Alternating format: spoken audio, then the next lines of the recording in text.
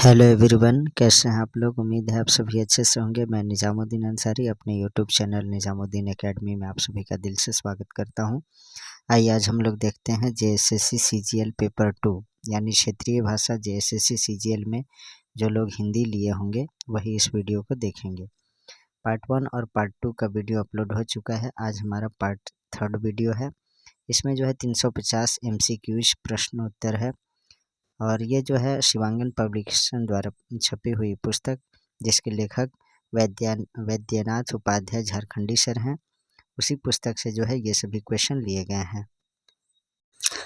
इस वीडियो में हम लोग साहित्य से प्रश्न देखेंगे। काव्य पुस्तक काव्य कुंज निर्धारित कवि जो हैं इसमें कौन कौन है, तो विद्यापति के बारे में देखेंगे। विद्यापति से संबंधित क्वेश्चन देखेंगे। कबीरदास, सूरदास, तुलसीदास, बिहारीलाल, रसखान और भूषण, इन सभी से संबंधित महत्वपूर्ण प्रश्न उत्तर देखेंगे जो कि जेएसएससी सीजीएल में क्वेश्चन एज इट इज आ सकते हैं। तो आइए देखते हैं हम लोग क्वेश्चन।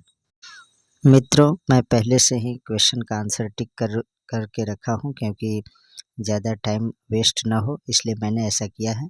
तो क्वेश्चन नंबर 1 देखते हैं। विद्यापति का जन्म मृत्यु का सही समय कौन सा है? सही विकल्प चुनना है। तो इसका है 1380 में इनका जन्म हुआ था विद्यापति जी का और 1460 में इनकी मृत्यु हुई थी। तो इसका सही आंसर है option number B. Question number 2 है।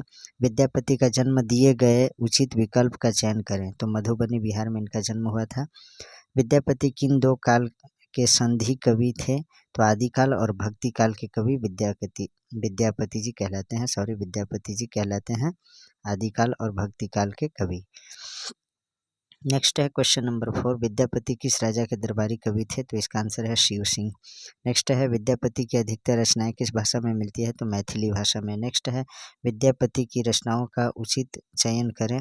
तो इसमें कीर्ति लता विद्यापति जी की रचना है। कीर्ति पताका ये भी है।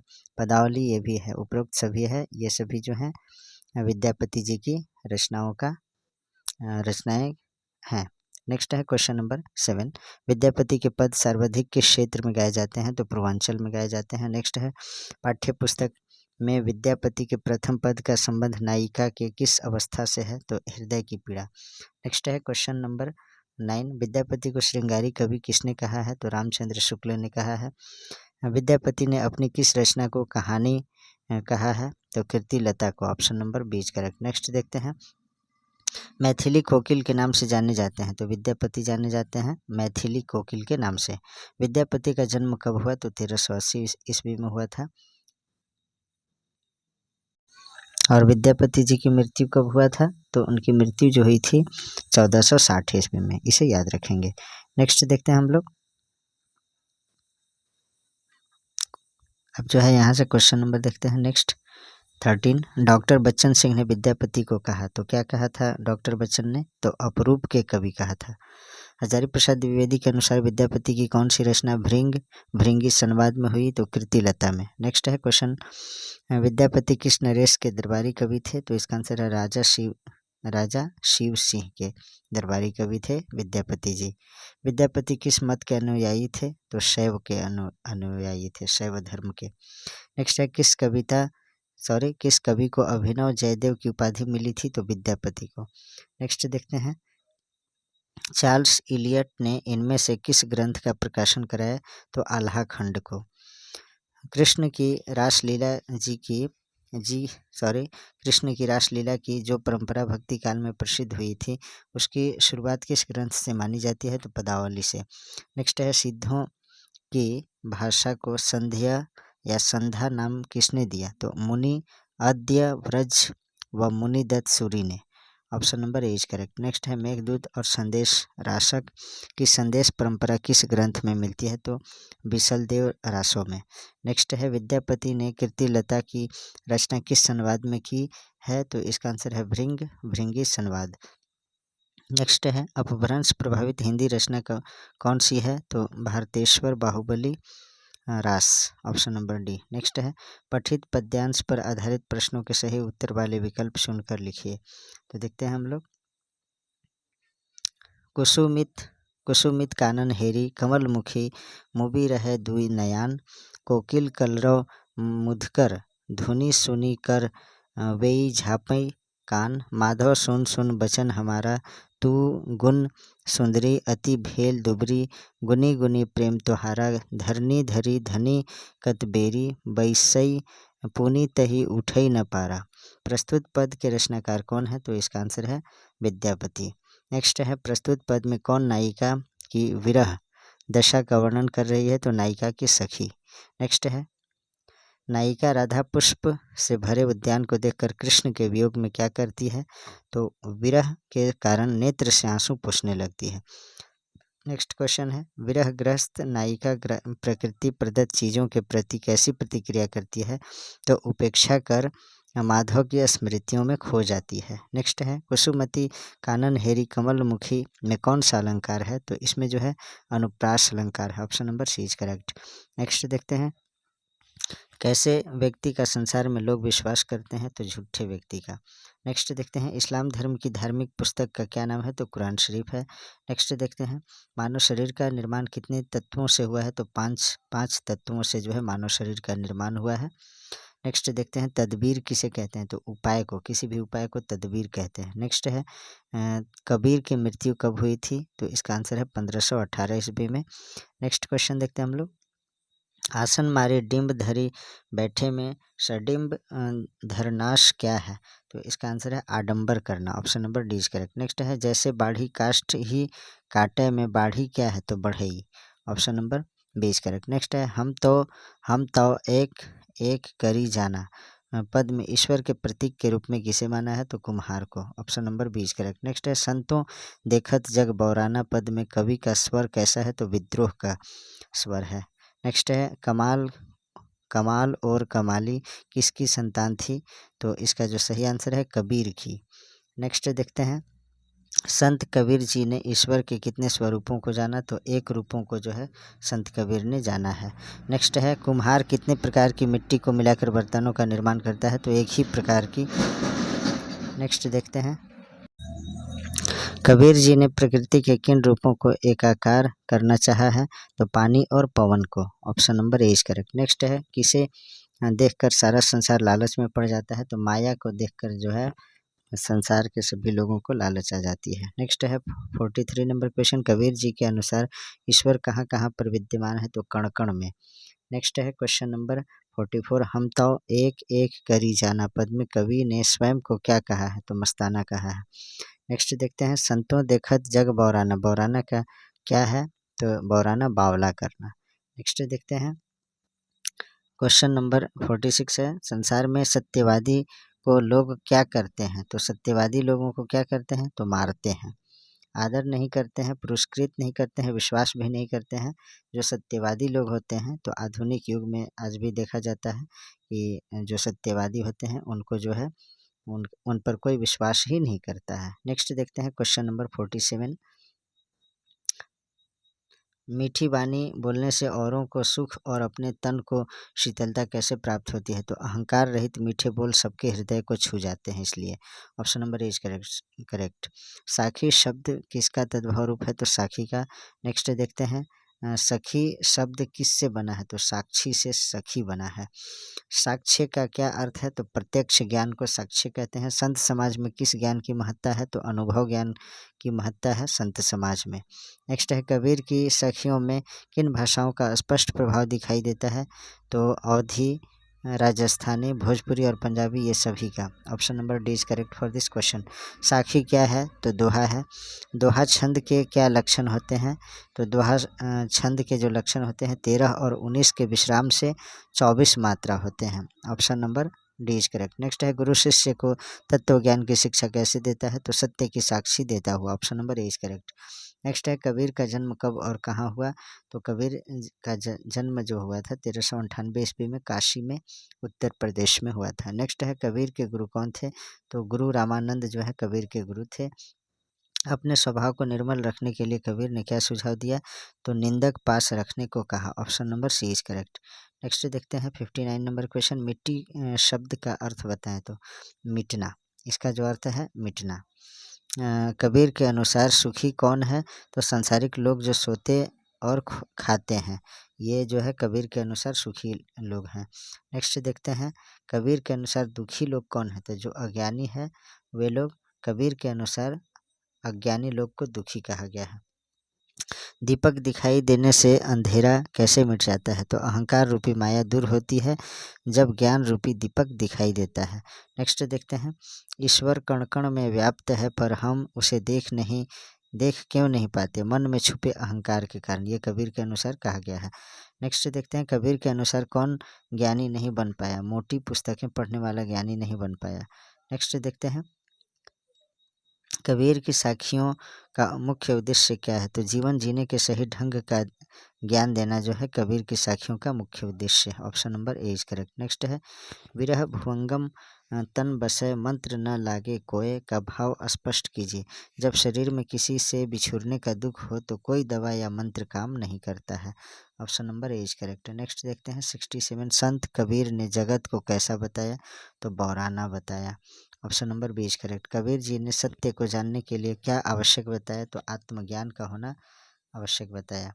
नेक्स्ट देखते हैं क्वेश्चन नंबर 69 है कबीर जी ने किसका विरोध किया, तो आडंबर का विरोध किया था उन्होंने। सत्य को न जानने वाले लोग कैसे बैठते हैं, तो आसन पर समाधि में। सच्चे मार्ग से भरकर लोग क्या गाते हैं, तो साखी गाते हैं। नेक्स्ट देखते हैं लोग किसके नाम पर दिखावा करते हैं, तो धर्म के नाम पर लोग दिखावा करते हैं। घर घर मंत्र देने वाले लोगों को किसका अभिमान है, तो ज्ञान का अभिमान होता है। माया जाल में फंसे गुरु एवं शिष्य को क्या करना पड़ेगा, तो पछतावा करना पड़ेगा। नेक्स्ट देखते हैं कबीर ने खुदा किसे कहा है, तो ईश्वर को कहा है। कुरान शरीफ का अध्ययन कौन करते हैं, तो मुसलमान करते हैं। धर्म के नाम पर कौन कौन आपस में लड़कर मर रहे हैं, तो हिंदू और मुसलमान। मैक्सिमम देखा जाता है हिंदू और मुसलमान आपस में लड़ते हैं, लेकिन ये जो है बहुत गलत बात है। नेक्स्ट देखते हैं क्वेश्चन नंबर 78 कबीर ने किसको एक माना है, तो ईश्वर को। नेक्स्ट देखते हैं कोहरा शब्द किसके लिए प्रयोग किया गया है, तो ईश्वर को। कबीर ने तू ही किसके लिए प्रयोग किया है, तो परमात्मा के लिए। कबीर के अनुसार किसे देखकर गर्व नहीं करना चाहिए, तो माया को देखकर जो है गर्व नहीं करना चाहिए।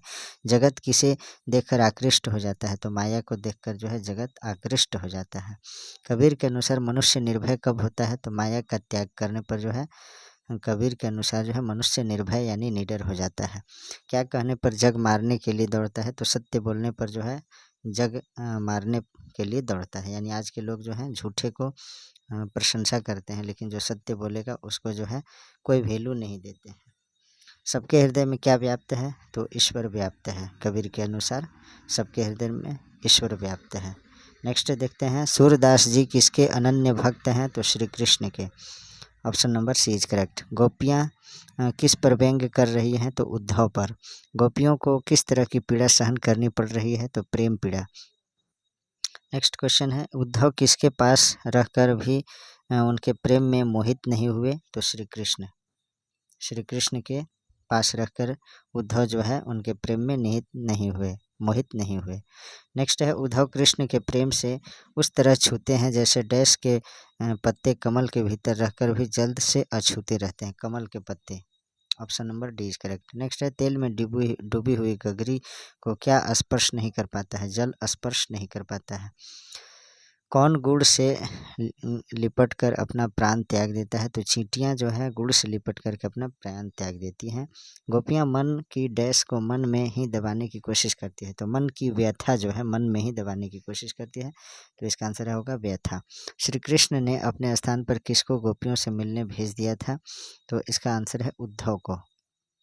नेक्स्ट क्वेश्चन है उद्धव आगमन ने गोपियों की वीर अग्नि को प्रज्वलित कर दिया, क्या किया, तो उद्धव आगमन ने गोपियों की वीर अग्नि को जो है प्रज्वलित कर दिया। नेक्स्ट क्वेश्चन देखते हैं हम लोग।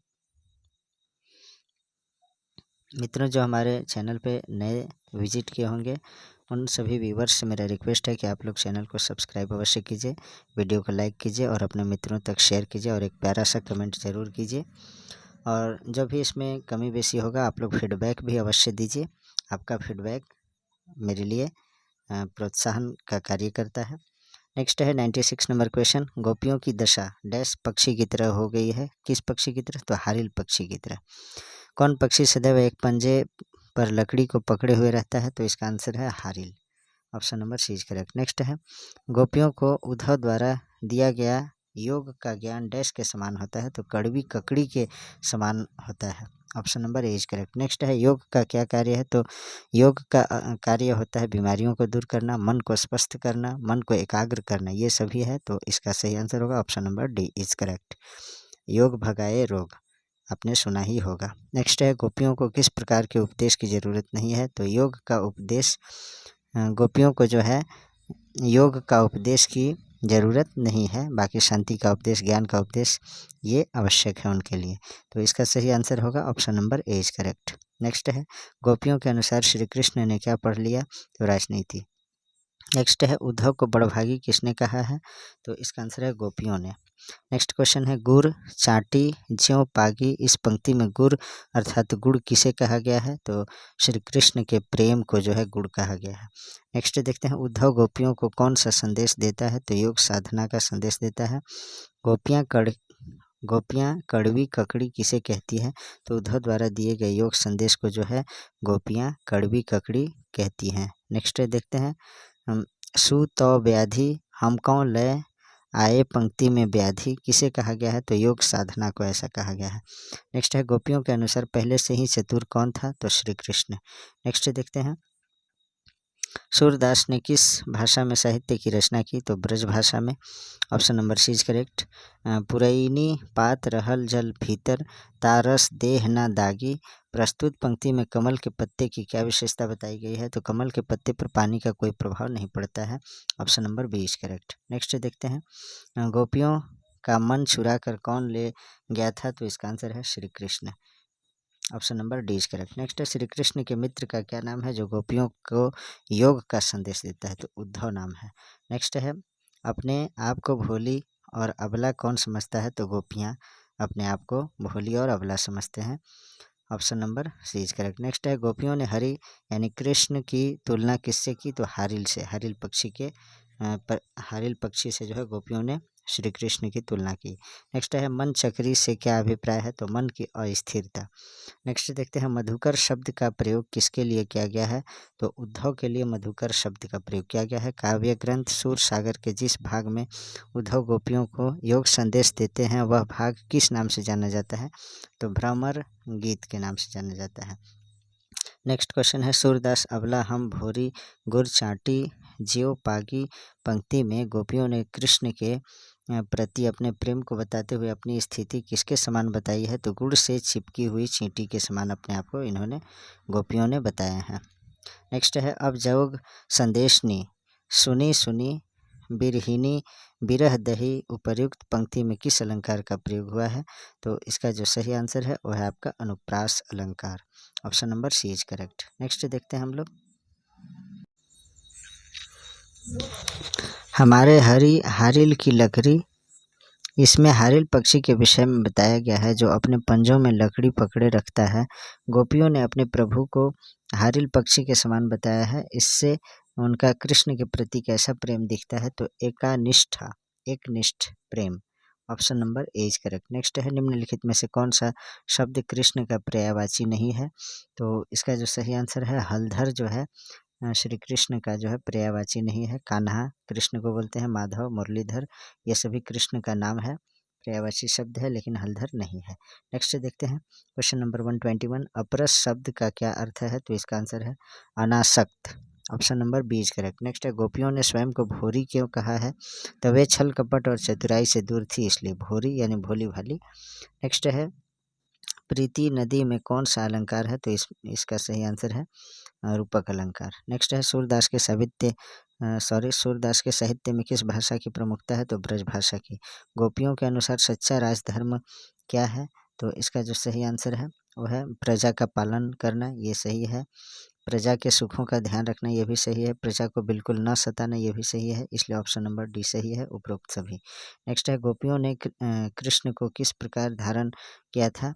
तो मन से भी, कर्म से भी, वचन से भी, इसलिए ऑप्शन नंबर डी इसमें भी सही होगा, उपरोक्त सभी सही।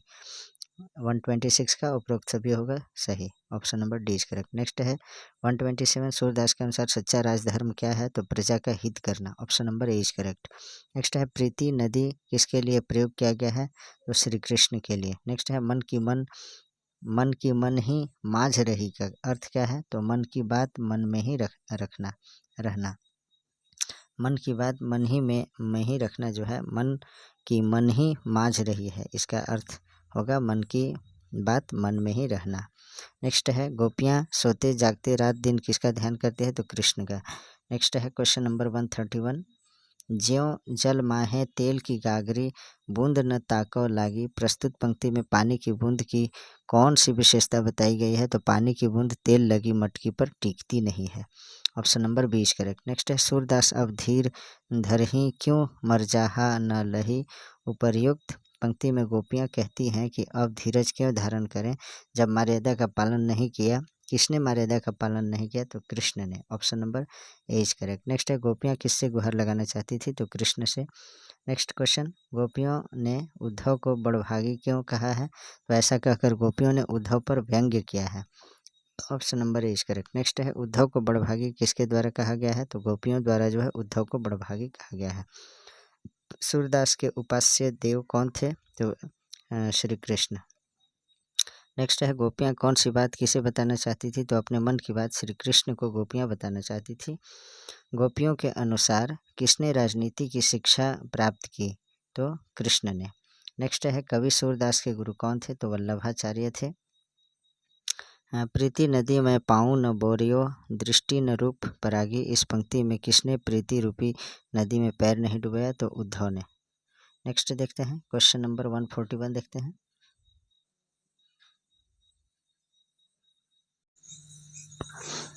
मन की मन ही माझ रही, इस पंक्ति में किसके मन में रह गई, तो गोपियों की, option number B is correct. Next देखते हैं क्वेश्चन नंबर 142, चाहती होती गुहारी जीती ही तय उत तय धार बहन, प्रस्तुत पंक्ति के अनुसार गोपियाँ उद्धव को उलाहना देते हुए कहती है कि वे जिससे उम्मीद कर रही थी कि उनकी रक्षा की जाएगी वहीं से धार बह रही थी, वहाँ किसकी धार बह रही थी, तो योग की, option number B is correct. Next है गोपियाँ जागते सोते सपने में दिन रात किसका नाम जपती हैं, तो कृष्ण की।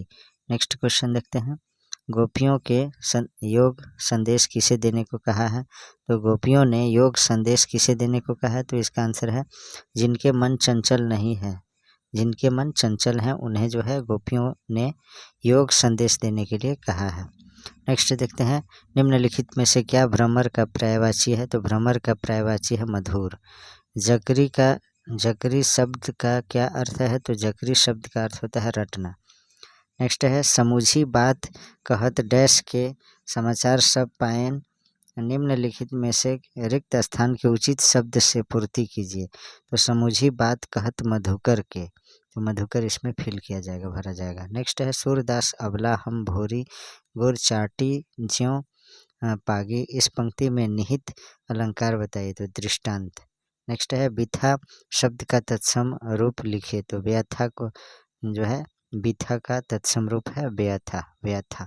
नेक्स्ट है 150 नंबर क्वेश्चन, गोपियाँ किससे गुहार लगाना चाहती थी, तो कृष्ण से। हारिल पक्षी से किसकी तुलना की गई है, तो गोपियों की। नेक्स्ट देखते हैं क्वेश्चन, उद्धव की योग संबंधी बातें गोपियों को कैसे लगती है, तो कड़वी ककड़ी के समान लगती है, option number C is correct. गोपियों ने कृष्ण को किस प्रकार धारण किया था, तो मन से, कर्म से, वचन से, उपरोक्त सभी से, option number D is correct. जक री शब्द का क्या अर्थ है, तो रटना। नेक्स्ट देखते हैं, गोपियों ने योग रूपी व्याधि किसे देने की सलाह दी है, तो जिसका मन चक्री के समान चंचल हो उनको, option number C D is correct. Next है मधुकर शब्द का प्रयोग किसके लिए हुआ है, तो उद्धव के लिए मधुकर शब्द का प्रयोग हुआ है।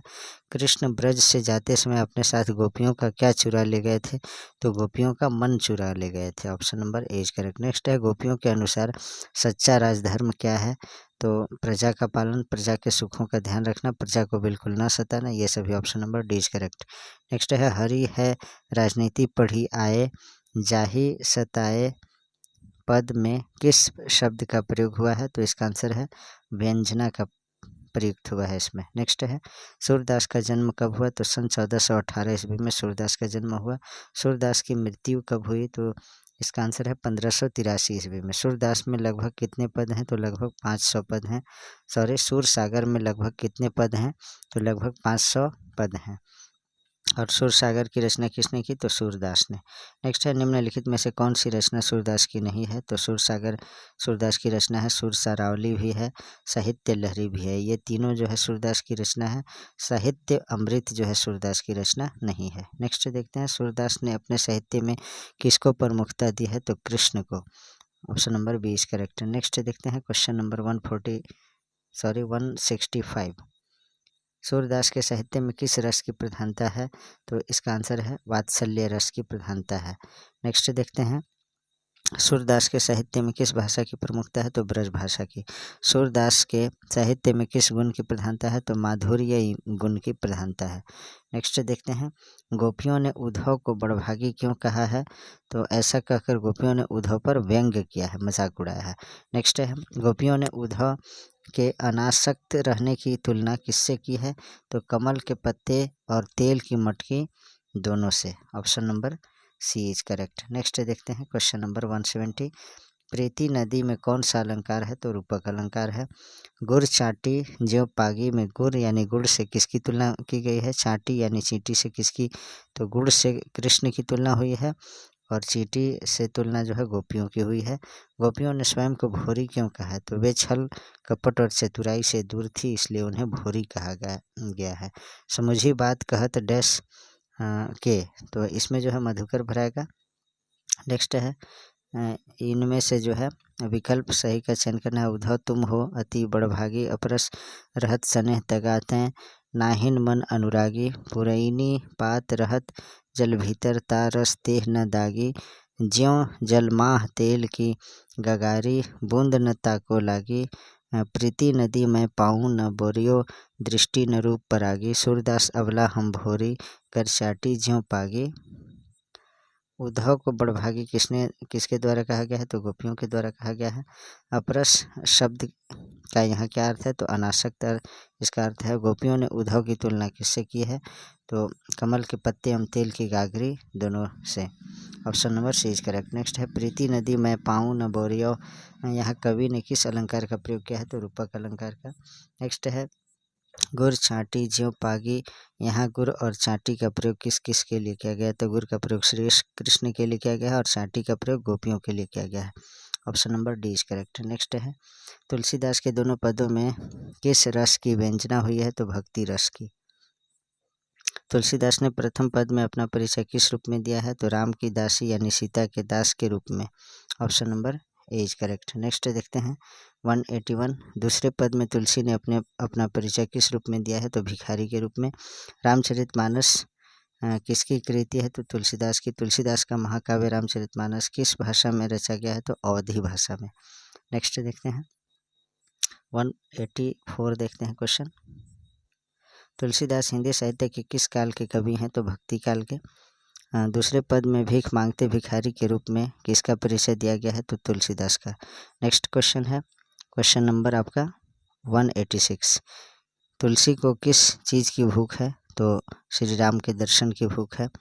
तुलसी ने प्रथम पद में किसकी स्तुति की है, तो सीता जी की। नेक्स्ट है तुलसीदास किस शाखा के कवि हैं, तो राम मार्गी। तुलसीदास के पठित पद किस भाषा में है, तो अवधी भाषा में। तुलसीदास का बचपन का नाम क्या है, तो राम बोला जो है तुलसीदास का बचपन का नाम है, इसे याद रखिएगा। तुलसीदास का जन्म कब हुआ, तो 1543 ईस्वी में। तुलसीदास का निधन कब हुआ यानी मृत्यु कब हुआ, तो 1623 ईस्वी में। नेक्स्ट है तुलसीदास का जन्म स्थान कहाँ है, तो राजापुर बांदा उत्तर प्रदेश में। Option number D is correct. Next है तुलसीदास की पत्नी का नाम क्या था, तो रत्नावली। तुलसीदास की प्रतिपालिका दासी कौन थी, तो इसका आंसर है चुनिया। तुलसीदास के दीक्षा गुरु कौन थे, तो Narharidas. Option number C is correct. Next देखते हैं तुलसीदास की माता का नाम क्या था, तो हुलसी नाम था। तुलसीदास के पिता का नाम तात्माराम दुबे था। तुलसीदास के दीक्षा गुरु कहाँ के वासी थे, तो तुलसीदास के दीक्षा गुरु उत्तर प्रदेश के वासी थे, माने उत्तर प्रदेश के निवासी थे। तुलसीदास के शिक्षा गुरु कौन थे? तो शेष, सनातन, काशी के विद्वान, उपर्युक्त दोनों थे। तुलसीदास ने कितने वेदों के ज्ञाता थे? तो तुलसीदास जो थे 4 वेदों के ज्ञाता थे, जानकार थे, स्कॉलर थे। तुलसीदास कहाँ के अस्थायी निवासी थे? तो काशी के। तुलसीदास ने कितने वर्षों तक काशी में शिक्षा ली? तो 15 वर्षों तक। हनुमान बाहुक कितने छंदों की रचना है? तो इसका आंसर है 44 छंदों की। हनुमान बाहुक को स्वतंत्र करने पर कुल कितनी छोटी बड़ी कृतियाँ होती है? तो 13। नेक्स्ट है, रामचरितमानस के रचनाकार कौन है? तो तुलसीदास हैं। रामचरितमानस रचना का आरंभ कब हुआ था? तो सन 1631। 1574 ईस्वी में भी कहीं कहीं लिखा रहता है और कहीं 1631, राम जन्म की तिथि पर। तो रामचरितमानस रचना का आरंभ हुआ सन 1631 राम जन्म की तिथि पर। नेक्स्ट है, रामचरितमानस का पूर्ण हुआ तो कितना कब हुआ? 1633, राम सीता विवाह। नेक्स्ट है, रामचरितमानस को पूर्ण होने में कुल कितना समय लगा? तो 2 वर्ष 7 माह 26 दिन टोटल समय लगा। नेक्स्ट है, तुलसीदास अनुराग भरे प्रगाद्य स्वर में गदगद कंठ से किस पद को गाया करते थे? तो भरत भय ठाढ़े कर जोरी, option number A is correct. Next है, तुलसीदास किस शाखा के कवि हैं? तो राम भक्त। नेक्स्ट है, तुलसीदास किसकी कविता है? तो भक्ति धारा की। रामायण के रचनाकार कौन है? तो वाल्मीकि हैं। नेक्स्ट देखते हैं, रामायण के बाद सर्वाधिक सफल, लोकप्रिय तथा उत्कृष्ट कृति क्या है? तो रामचरितमानस। तुलसीदास की भाषा कौन सी है? तो अवधी और ब्रज भाषा दोनों भाषा था इनका, तो option number C is correct, उपर्युक्त दोनों। तुलसीदास ब्रज भाषा का उपयोग किसके लिए करते थे? तो गीति काव्य के लिए। गोस्वामी जी अवधी भाषा का उपयोग किसके लिए करते थे? तो सामान्यतः प्रबंध रचना के लिए, option number C is correct. Next है, तुलसीदास का पूरा नाम क्या है? तो गोस्वामी तुलसीदास। नेक्स्ट देखते हैं, रामचरितमानस और विनय पत्रिका की रचना किसने की? तो तुलसीदास ने की। 12वें रामायण के रचनाकार हैं तो तुलसीदास। कबहुक अम्र अवसर पाई पद के रचयिता कौन है? तो तुलसीदास हैं। नेक्स्ट देखते हैं, द्वार है भोर ही को आजू पद के रचयिता कौन है? तो तुलसीदास हैं। कवितावली के रचनाकार हैं तुलसीदास। तुलसीदास कैसे कवि माने जाते हैं? तो समन्वयवादी। तुलसीदास जो है समन्वयवादी कवि माने जाते हैं। दूसरे पद में तुलसी ने अपना परिचय किस रूप में दिया है? तो भिखारी के रूप में। तुलसी को किस वस्तु की भूख है? तो भक्ति की। तुलसी के हृदय में किसका डर है? तो अपने उद्यमहीनता का। नेक्स्ट है, राम स्वभाव से कैसे हैं? तो अति कृपालु, option number D is correct. Tulsi अपना पेट किससे भरते हैं? तो राम नाम से। कृष्ण गीतावली किसकी रचना है? तो तुलसीदास की। तुलसीदास सीता से कैसी सहायता मांगते हैं? तो वाणी की सहायता मांगते हैं। बिहारी का जन्म कब और कहाँ हुआ? तो 1515 ईस्वी में ग्वालियर में हुआ। सॉरी, ये जो है 1595 है।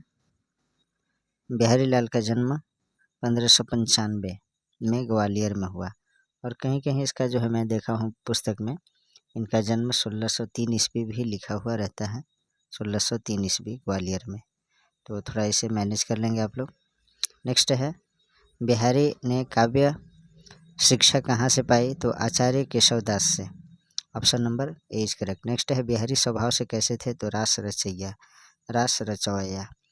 बिहारी की रचना का क्या नाम है? तो बिहारी सतसई। बिहारी की कितनी रचनाएं उपलब्ध हैं? तो बिहारी की एक रचना जो है उपलब्ध है। नेक्स्ट देखते हैं हम लोग। नेक्स्ट क्वेश्चन है आपका, सतसई में कितने दोहे संग्रहित हैं? तो 713।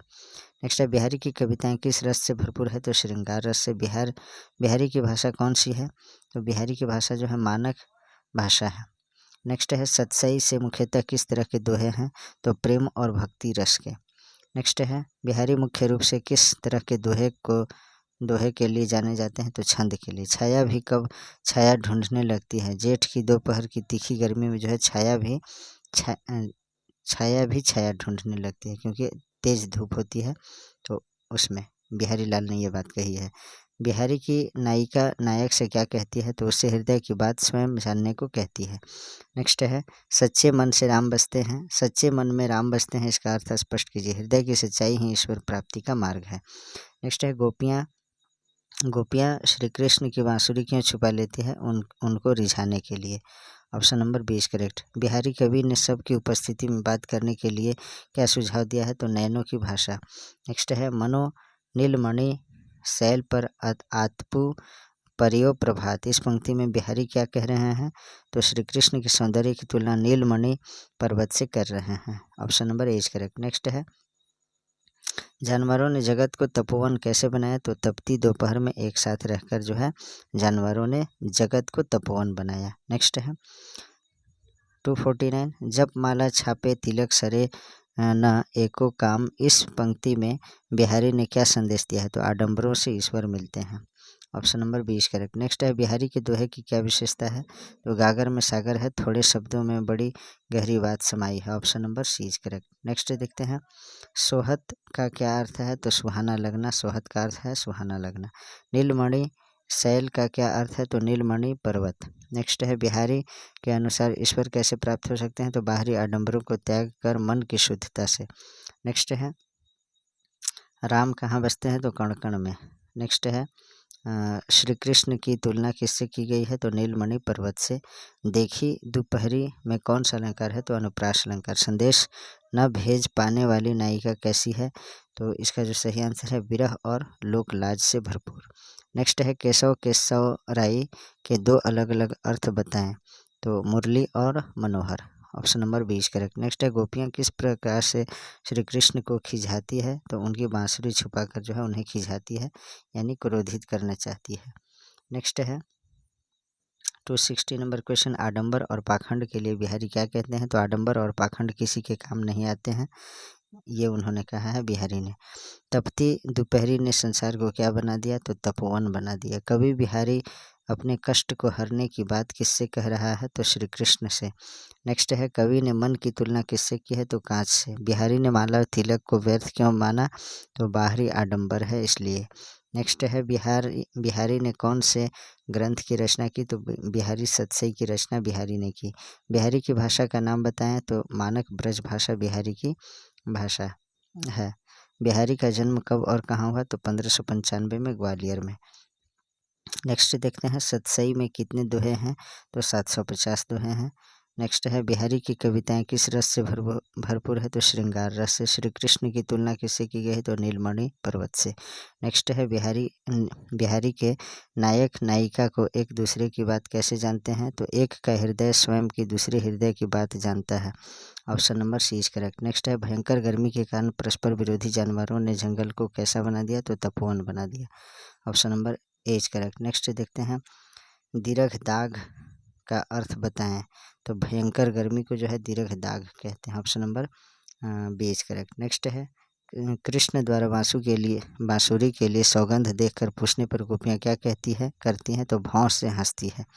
Option number 20 correct. नेक्स्ट है, बिहारी की नायिका कागज़ पर संदेश क्यों नहीं लिख पाती? तो लिखने से सबको पता लगने का डर हो जाता है। Option number A correct. Next देखते हैं, बिहारी कवि के पिता का नाम बताएं। तो केशवदास। बिहारी कवि के पिता का नाम केशवदास था। नेक्स्ट है, बिहारी के अनुसार सच्चे मन में कौन बसता है? तो राम। नेक्स्ट है, मोहन ओढ़े पीतू पटु शाम सलोने गात में कौन सा अलंकार है? तो अनुप्रास अलंकार। रसखान का मूल नाम क्या है? तो सैयद इब्राहिम। नेक्स्ट देखते हैं, रसखान किसके भक्त थे? तो रसखान कृष्ण के भक्त थे। रसखान की रचनाओं में किस भाषा की प्रधानता है? तो ब्रज की। मानुष हों तो वही रसखानी सवैये में कवि का किसके प्रति प्रेम व्यक्त हुआ? तो ब्रजभूमि की से। नेक्स्ट है, कवि किस पर्वत पर पत्थर बनकर जन्म लेना चाहता है? तो गोवर्धन। नेक्स्ट है, जो खग हों तो बसेरो करो मिली कालिंदी कुल कदम्ब की डारन में अलंकार कौन सा है? तो अनुप्रास अलंकार। नेक्स्ट क्वेश्चन देखते हैं, कालिंदी किस का नाम है? तो यमुना नदी का जो है कालिंदी नाम है। नेक्स्ट है यमुना का नाम जो है कालिंदी है। या लकुटी अरु कामरिया पर सवय में कवि किस क्षेत्र की प्रशंसा कर रहा है? तो ब्रज की। नेक्स्ट है मोर पखा सिर ऊपर राखी हों सवय में किसके रूप का अनुकरण करने का वर्णन है? तो कृष्ण का। नेक्स्ट है या मुरलीधर की अधरान धरी अधरा न धरोंगी में अलंकार कौन सा है? तो यमक अलंकार। नेक्स्ट है गोपियाँ कृष्ण की मुरली को किस कारण अपने होठों से नहीं लगाना चाहती है? तो उन्हें मुरली बजाना नहीं आता है। नेक्स्ट है गोपियाँ किस की माला गले में पहनना चाहती है? तो गूंज की। कनानी दय अंगूरी रही बो में कवि ने कृष्ण की किस वस्तु का प्रभाव चित्रित किया है? तो मुरली का। Option number 20 correct. गोपियाँ क्या नहीं संभाल पा रही हैं? तो कृष्ण के मुख की मुस्कान। गोपियाँ को किन की चिंता नहीं है? तो ब्रजवासियों की चिंता गोपियों को नहीं है। मुरली से गोपी ईश्वरिया यानी जलन क्यों करती थी? तो मुरली कृष्ण के मुँह लगी थी। Option number A is correct. Next है या मुरलीधर की अधरान धरी अधरा न धरोंगी इस पंक्ति से गोपी के किस मनोभाव का पता चलता है? तो मुरली के प्रति ईश्वरिया, मुरली के प्रति सौतिया डाह, मुरली के प्रति शत्रुता, उपर्युक्त सभी कथन सत्य है। नेक्स्ट है पक्षी बनने पर कवि कहाँ बसेरा बनाना चाहता है? तो यमुना के किनारे कदम के पेड़ पर। नेक्स्ट देखते हैं सीधियाँ कितनी मानी गई हैं? तो 8। ब्रज की कांटेदार झाड़ियों पर क्या न्यौछावर किया जा सकता है? तो सोने चांदी के महल। गोपियों से क्या नहीं संभाला जाता है? तो कृष्ण के मुख की मधुर मुस्कान जो है गोपियों से नहीं संभाला जा सकता है। नेक्स्ट है काल्हि को कितनों समुझे हैं पंक्ति में निहित अलंकार बताइए? तो अनुप्रास अलंकार इसमें है। गोपियाँ कृष्ण की मुरली को अपने अधरों से क्यों नहीं लगाना चाहती? तो यह मुरली को अपने सौत समझती है। नेक्स्ट है सखी कहने पर गोपियाँ क्या क्या स्वांग करती है? तो वह श्री कृष्ण जैसे कपड़े पहनती है, वह सिर पर मोर का पंख लगाती है, गले में पूंज की माला पहनती है, उपर्युक्त सभी। Option number D is correct. Next है रसखान अपनी आँखों से क्या देखना चाहते हैं? तो ब्रज के वन बा गौ तड़ांगों को। नेक्स्ट है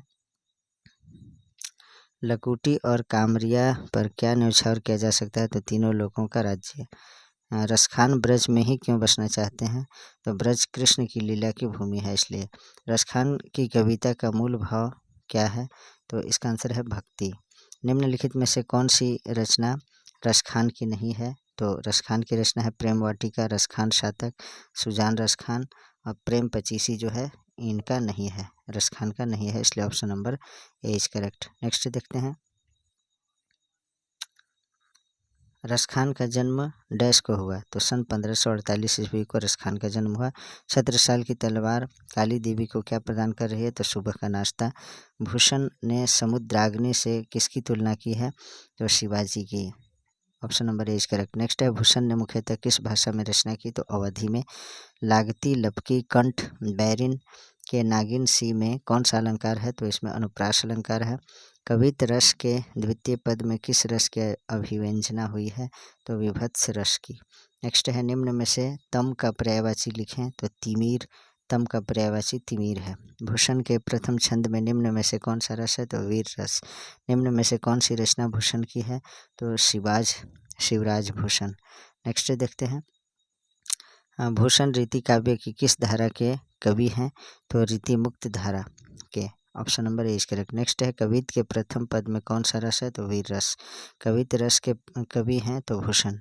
नेक्स्ट है कवि भूषण की उपाधि दी थी तो चित्रकूट के सोलंकी राजा रुद्र शाह ने। Option number A is correct. Next देखते हैं शिवाजी के पुत्र का नाम क्या था? तो साहू जी नाम था शिवाजी के पुत्र का। शिवा बावनी में कितने मुक्तक हैं? तो 52। शिवाजी बावनी में कितने मुक्तक हैं? तो 52, 52। नेक्स्ट है छत्रसाल दशक में छंद है? तो 10 छंद है। भूषण के पिता का नाम क्या था? तो रत्नाकर त्रिपाठी। भूषण किस काल के कवि थे? तो रीति काल के। नेक्स्ट क्वेश्चन देखें शिवा बावनी में कितने मुक्तक हैं? तो 52। चिंतामणि त्रिपाठी भूषण के कौन थे? तो भाई थे। शिवा बावनी में किसके वीरता का बखान है? तो शिवाजी की वीरता का बखान है। नेक्स्ट देखते हैं छत्रसाल दशक किसकी कृति है? तो भूषण की। भूषण ने किस रस को प्रमुखता दी है? तो वीर रस को। शिवराज भूषण में कितने अलंकारों का निरूपण हुआ है? तो 105। नेक्स्ट क्वेश्चन देखें। भूषण की कृति नहीं है तो कौन सा नहीं है? तो भूषण की कृति है भूषण हजारा, दूषण उल्लास, भूषण उल्लास और हर्षोल्लास जो है भूषण की कृति नहीं है, इसलिए option number D is correct. Bhushan के प्रिय नायक हैं तो छत्रपति शिवाजी और छत्रसाल जो है भूषण के प्रिय नायक हैं। नेक्स्ट क्वेश्चन देखें। शिवराज भूषण किसकी कृति है? तो भूषण की। शिवराज भूषण जो है भूषण की कृति है। भूषण ने कौन सी कविता लिखी है? तो कवित। कवित शीर्षक कविता के कवि कौन है? तो भूषण है। नेक्स्ट क्वेश्चन देखते हैं। भूषण रीति काल की किस धारा के कवि हैं? तो रीति युक्त धारा के। रीति युक्त धारा के जो हैं भूषण रीति काल की रीति युक्त धारा के कवि हैं। नेक्स्ट है कवित के प्रथम पद में कौन सा रस है? तो वीर रस है। कवित के द्वितीय पद में किस रस की अभिव्यंजना हुई है? तो विभत्स रस की। नेक्स्ट है भूषण ने मुख्यतः किस भाषा में रचना की? तो ब्रज भाषा में।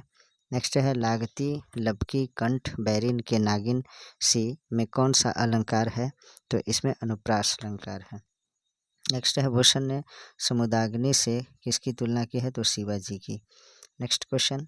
भूषण के प्रथम दंड में कौन सा रस है? तो वीर रस है। भूषण के द्वितीय छंद में किस रस की अभिव्यंजना हुई है? तो रौद्र रस का। नेक्स्ट देखें। प्रल भानु तम तोम में कौन अलंकार है? तो रूपक अलंकार है।